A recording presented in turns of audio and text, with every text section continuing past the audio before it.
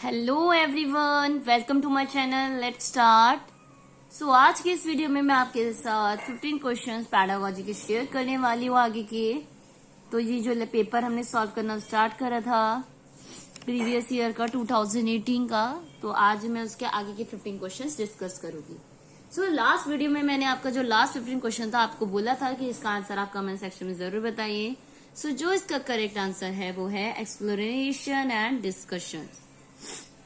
अब पढ़ते हैं नेक्स्ट वन की तरफ एंड जरूर आप अपने मार्क्स रिकॉर्ड करते जाइएगा। एट द एंड आप बताएंगे out of 15 how much marks you get it. Now your question is which of the following are examples of effective learning strategies.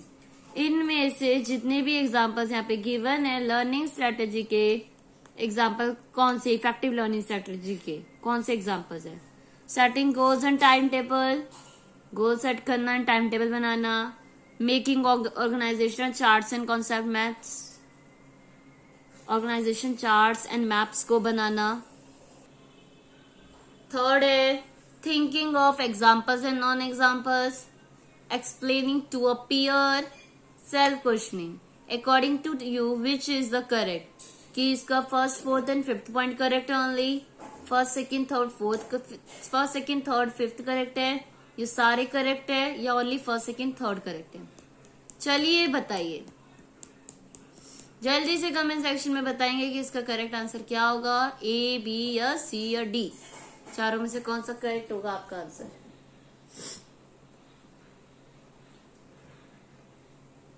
I hope आप सब कर चुके होंगे। तो जैसा कि अभी हमने जितने भी पॉइंट्स पढ़े, फर्स्ट 2 पॉइंट्स के हमने जो पढ़े थे कि सेट गोल करना एंड टाइम टेबल बनाना, वो तो करेक्ट है कि इफेक्टिव लर्निंग के लिए जरूरी है।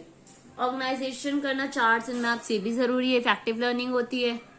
ऐसे एग्जाम्पल एंड नॉन एग्जाम्पल्स के बारे में थिंक करना, ये भी करेक्ट है।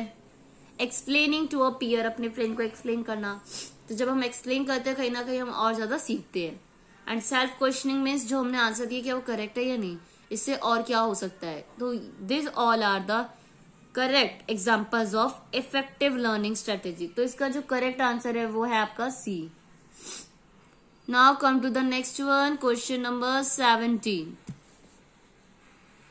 जिसमें पूछा जा रहा है in the constructivist frame child is viewed as. Constructivist frame में चाइल्ड को कैसे देखा जाता है, ताबुला रासा या ब्लैंक स्टेट।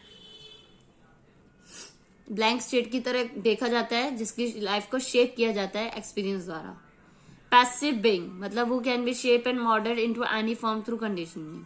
पैसिव बीइंग होता है जिसमें उसकी किसी भी शेप या मोल्ड कर दिया जाता है कंडीशनिंग के through. Problem solver and a scientific investigator, एक प्रॉब्लम सॉल्वर है और एक खुद साइंटिफिक इन्वेस्टिगेटर है। And the last is miniature adult who is less than adult in all aspects such as size, cognition, emotion. Miniature adult जो कि सब कम है adult के कंपेरिजन, हर एक्सपेक्ट्स में, साइज में, कॉग्निशन, इमोशन सब में उनके कंपेरिजन कम है। तो एक कंस्ट्रक्टिविस्ट फ्रेम चाइल्ड का आपके अकॉर्डिंग क्या होना चाहिए, जल्दी से इसका कमेंट में आंसर करके बताएंगे कि कौन सा करेक्ट आंसर होगा।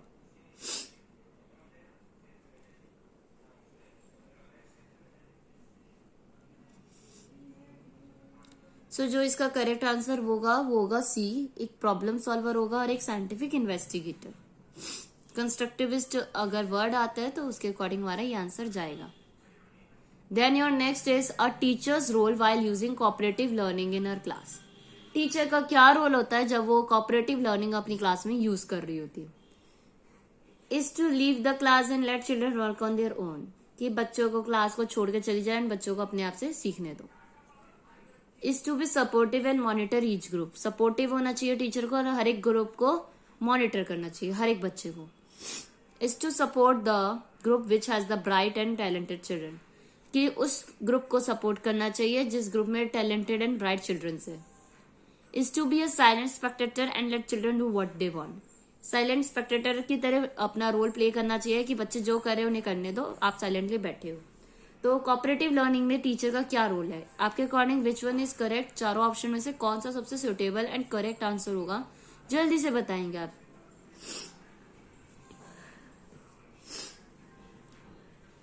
सो जो करेक्ट आंसर होगा कि टीचर सपोर्टिव होगी एंड मॉनिटर करेगी हर ग्रुप को। ऐसा कभी टीचर नहीं करेगी कि सिर्फ टैलेंटेड बच्चों को करेगी। तो ये एक टीचर का रोल नहीं है कोऑपरेटिव लर्निंग। कोऑपरेटिव मतलब मिलके सब बच्चों के साथ, सिर्फ लिमिटेड स्टूडेंट्स के साथ नहीं। तो जब हम क्वेश्चंस पढ़ते हैं तो क्वेश्चन में ही हिंट छुपी होती है उस आंसर की। तो आपको क्वेश्चन से ध्यान से पढ़ना है कि क्वेश्चन क्या कह रहा है। कोऑपरेटिव लर्निंग की बात हो रही है तो कोऑपरेटिव लर्निंग के लिए हम ब्राइट टैलेंटेड चिल्ड्रन को अलग नहीं करेंगे। साइलेंट है तो हम रह ही नहीं सकते। जब कॉपरेशन हो रहा है तो टीचर भी तो इन्वॉल्व है, और रिलीव कर देना क्लास को तो ये तो गलत है। टीचर्स का रोल कोऑपरेटिव लर्निंग मतलब उन्हीं के साथ, बच्चों के साथ ही है टीचर भी। तो बाकी 3 रॉन्ग हो जाएंगे। बी वाला जो है ये आपका आंसर, ये करेक्ट है। Next is your 19th one, children's error and misconceptions. Children के एरर्स एंड मिसकंसेप्शन मतलब गलतियां जो बच्चे कर देते हैं वो क्या है? Are a hindrance and obstacle to the teaching learning process. ये एक तरह का रुकावट है, ऑब्स्टेकल है हमारे टीचिंग के लर्निंग के प्रोसेस में। या should be ignore in the teaching learning process, या इसे इग्नोर करना चाहिए टीचिंग लर्निंग प्रोसेस के दौरान। Signify that children's capability are far inferior than that of adult. ये बताती है कि जो चिल्ड्रन की कैपेबिलिटी है काफी दूर है एडल्ट के कंपैरिजन, अगर बच्चा गलतियां कर रहा है। Are a significant step in the teaching learning, ये एक इंपॉर्टेंट स्टेप है टीचिंग लर्निंग प्रोसेस का। तो आप बताएंगे इसका करेक्ट आंसर क्या होगा जल्दी से?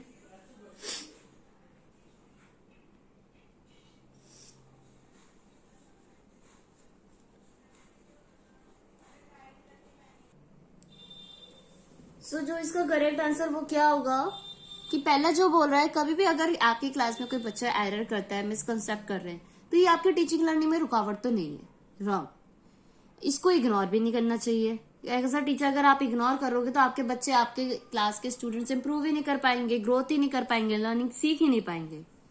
क्या और ये हमें ये भी नहीं बताता कि कहीं ना कहीं हम इधर कंपैरिजन थोड़ी ना कर रहे हैं उसे किसी बच्चे से, तो कहीं ना कहीं कंपैरिजन हो गया एक तरह से, तो ये गलत है।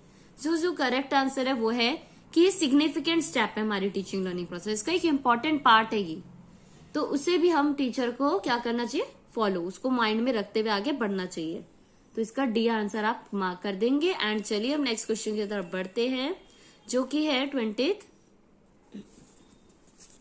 According to Piaget, specific psychological structures, organized ways of making sense of experience are called. Piaget के अकॉर्डिंग जो स्पेसिफाई होते हैं साइकोलॉजिकल स्ट्रक्चर है, ऑर्गेनाइज वे है, ठीक है, सेंस का, एक्सपीरियंस का, उसको क्या कहेंगे? स्कीमा, इमेजेस, नहीं सॉरी गलत होती है, स्कीम्स, इमेजेस, मेंटल मैप्स या मेंटल टूल्स। तो जल्दी से बताएंगे इसका आंसर क्या करेक्ट होगा, पियाजेट के अकॉर्डिंग क्या है?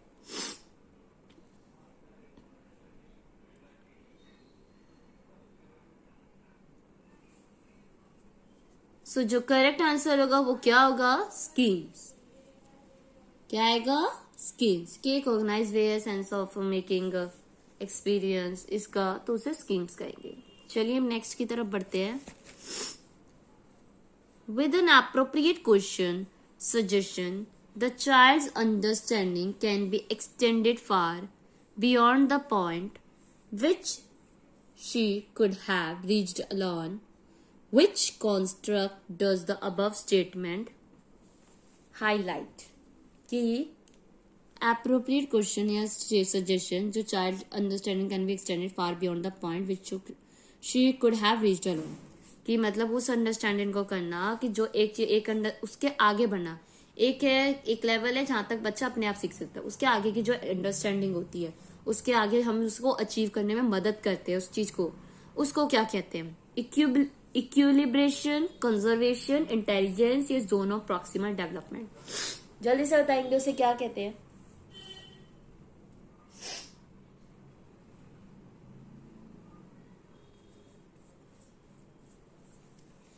कि बच्चा कुछ हद तक तो जो उसकी नॉलेज है आधी प्रॉब्लम तो सॉल्व कर पा रहा है, बट आगे की प्रॉब्लम वो नहीं कर पा रहा, तो उसको क्या चाहिए? किसी की, अकेले नहीं कर सकता वो, उसे किसी की नीड है। तो ये क्या हो गया आपका? Zone of proximal development. Zone of proximal development ये कहते हैं कि बच्चा आधा, एक स्टेज होती है आधी स्टेज तो बच्चे ने खुद कर ली, बट उसके आगे का जैसे ये सर्कल है एंड बच्चा यहां से यहां तक तो पहुंच गया, बट ये जो सेंटर वाला पॉइंट है यहां तक पहुंचने के लिए उसे किसी की नीड पड़ रही है। तो इसमें क्या वो है, जो नीड जिसकी लग रही है वो हो गए जोन ऑफ प्रॉक्सिमल डेवलपमेंटल, उसे हम ZPD कहते हैं शॉर्ट फॉर्म में। Next question is according to Lev Vygotsky basic mental capacity are transform into higher cognitive process primarily through, जो वाइगोट्स्की के अकॉर्डिंग जो बेसिक मेंटल कैपेसिटी होती है वो ट्रांसफर की जाती है हायर कॉग्निटिव प्रोसेस में प्राइमरीली किसके through, social interaction, stimulus response association, adaptation and organisation, rewards and punishment. तो जो करेक्ट आंसर क्या होगा, सोशल इंटरेक्शन। सोशल इंटरेक्शन के थ्रू बच्चा ज्यादा जल्दी सीखता है। जितना बच्चा दूसरों से कनेक्ट होता है, सोशली इंटरेक्ट करता है, उतना ज्यादा वो सीख पाता है। क्या कर पाता है, सीख पाता है। तो यहां तक हमारे कितने क्वेश्चंस डन हो गए, 22।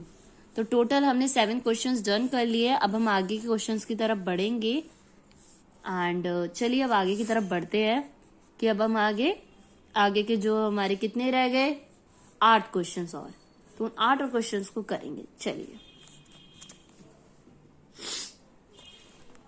So your next one is which of the following statement denotes the relationship between development and learning correctly. इनमें से कौन सी स्टेटमेंट ये डिनोट करती है डेवलपमेंट एंड लर्निंग करेक्टली के बीच के रिलेशनशिप को। Learning takes place in respective of development, rate of learning far exceeds the rate of development, development and learning are interrelated and interdependent, development and learning are not related, कि ये दोनों एक दूसरे से related ही नहीं है। जल्दी से कमेंट सेक्शन में बताएंगे कि कौन सी स्टेटमेंट करेक्ट है लर्निंग एंड डेवलपमेंट के बारे में। बहुत ही इजी क्वेश्चन है और लर्निंग एंड डेवलपमेंट के बारे में मैंने पहले भी आपके साथ कई वीडियोस में बताया है कि लर्निंग एंड डेवलपमेंट के क्वेश्चन हमने सॉल्व कर रखे हैं। तो इसका आंसर जल्दी से कमेंट में बताएंगे कि क्या होगा।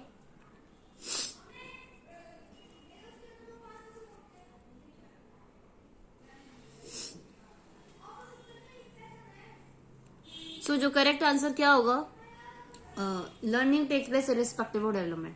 अलग तो है ही नहीं, एक तरह से गलत हो गया। नेक्स्ट क्वेश्चन है rate of learning. Rate of learning काफी फार एक्सीड है, दूर है रेट ऑफ डेवलपमेंट से, ऐसा भी कुछ नहीं है। Development and learning are interrelated, हाँ कि ये दोनों एक दूसरे से इंटररिलेटेड है, इंटरडिपेंडेंट है एक दूसरे पे। Next development and learning are not related, कि एक दूसरे से रिलेटेड, ये तो गलत हो गया। कहीं ना कहीं डेवलपमेंट एंड लर्निंग दूसरे से इंटर रिलेटेड है। जब हम डेवलप करते हैं साथ ही साथ लर्न भी करते हैं, तो ये दोनों ही इंटरडिपेंडेंट है एक दूसरे पे, बिना एक दूसरे के वो लोग कोई भी ग्रो नहीं कर सकता। Next is one of the major accomplishments of concrete operational stages। Major accomplishment क्या है concrete operational stage का, ability to conserve, hypothetic deductive reasoning, secondary circular reactions या animistic thinking।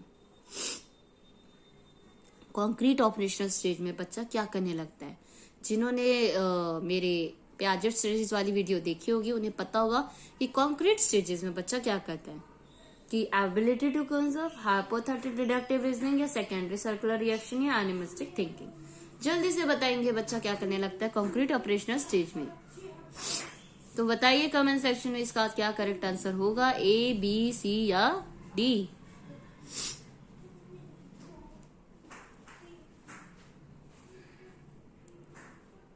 सो जो करेक्ट आंसर है वो क्या है, एबिलिटी टू कंजर्व, कि उसे एबिलिटी होगी कंजर्व करने की। कंक्रीट ऑपरेशनल स्टेज की एज क्या होती है बच्चे की, जल्दी से कमेंट सेक्शन में बताएंगे कि कंक्रीट ऑपरेशनल स्टेज होती है उसकी एज कब से कब तक की होती है। क्योंकि मैं आपके साथ कई बार डिस्कस कर चुकी हूँ सारी स्टेजेस एंड पियाजेट से रिलेटेड 1 या 2 क्वेश्चन तो आपको देखने को मिलेंगे ही मिलेंगे। ऐसा कोई पेपर नहीं होगा जिसमें पियाजेट के क्वेश्चन ना आए हो। तो पियाजेट के स्टेजेस के बारे में आपको अच्छे से पता होना चाहिए। Next is constructivists such as Jean Piaget and Lev Vygotsky view learning as। जो ये constructivist है जीन पियाजेट और लेव वाइगोट्स की, ये लर्निंग को कैसे देखते हैं, conditioning of responses, passive repeated process of meaning making by active engagement, या acquisition of skills? Which one is correct? जल्दी से बताएंगे कि लाइफ वर्कर्स की जीन पर ग्रेजुएट लर्निंग को किस तरह से देखते हैं। आई होप आप सब कमेंट सेक्शन में मैसेज कर चुके होंगे। सो जो करेक्ट आंसर होगा वो होगा आपका C, process of meaning making by active engagement. अगर बच्चा एक्टिवली एंगेज है तो वो लर्निंग में कंस्ट्रक्ट करेगा, सीखेगा।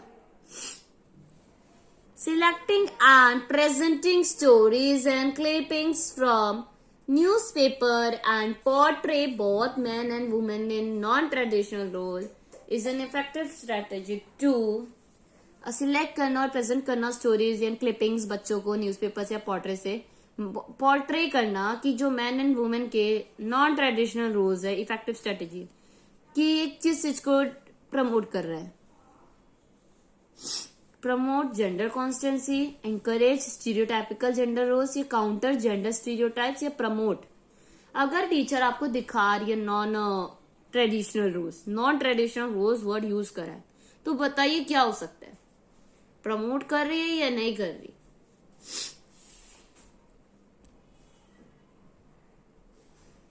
सो इस तरह के क्वेश्चन में टीचर क्या कर रही है? प्रमोट नहीं कर रही, ना ही एंकरेज कर रही है, वो काउंटर कर रही है कि क्या क्या बता रखा है न्यूज़पेपर एंड हमारी बुक्स में, रोल्स क्या बता रखे, काउंटर कर रही है। प्रमोट नहीं कर रही वो कि आपको भी यही रोल फेल कर, उसके बारे में एक्सप्लेन कर रही है बच्चों को। Next is your 27th question is read the following description and identify the stage of moral reasoning of Kohlberg। आप ये स्टेटमेंट रीड करेंगे, आप बताएंगे कि कौन सी स्टेज है कोहलबर्ग की मोरल रीजनिंग की, कोहलबर्ग की कौन सी स्टेज के बारे में बात की जा रही है। Right action is defined by self chosen ethical principles of conscience that are valid for all humanity regardless of law and social agreement. तो बताएंगे कौन सा करेक्ट होगा। तो जो ऑप्शन है आपके वो है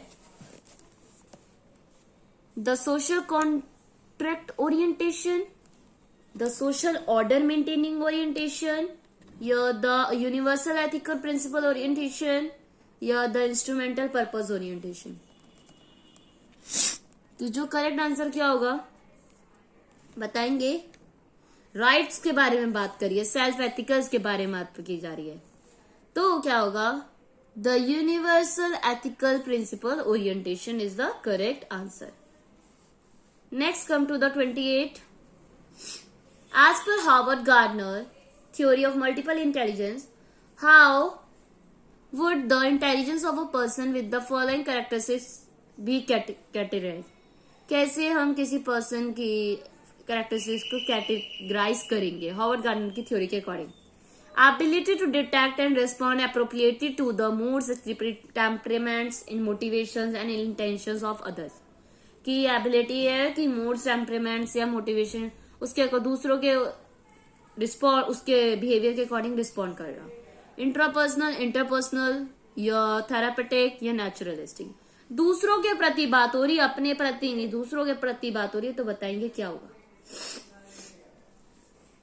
सो जो आपका करेक्ट आंसर होगा वो होगा इंटरपर्सनल, क्योंकि वो अपनी अंदर की बात नहीं। इंट्रापर्सनल हम तब कहते हैं जो वो अपने आप से अंदर की पर्सनल होता, बट यहाँ दूसरों से बात हो रही है तो इंटरपर्सनल नहीं आएगा, इंट्रापर्सनल नहीं आएगा, इंटरपर्सनल होगा। Next 29th question is which of the following should be the reason for assessment of child? कौन सा रीजन है चाइल्ड को असेसमेंट करने का? Separate and label children into non achievers, separate कर देना बच्चों को, लेबर कर देना कि तुम नॉन अचीवर हो, लो अचीवर हो। ये क्या सही असेसमेंट है? To improve teaching learning process, improve करो टीचिंग लर्निंग प्रोसेस बच्चों के अंदर, बच्चे भी लर्निंग को अच्छे से इंटरेस्टिंगली समझ सके, आप अपने लर्निंग उसको इम्प्रूव करो। Next is find out what changes and progress in learning that takes place in the child over a period of, कि क्या चेंजेस एंड क्या प्रोग्रेस हुई है बच्चे के कुछ समय के अंदर। डिस्कस करना capabilities, potential, talent and challenging areas of child के। तो बताएंगे कौन कौन से करेक्ट है।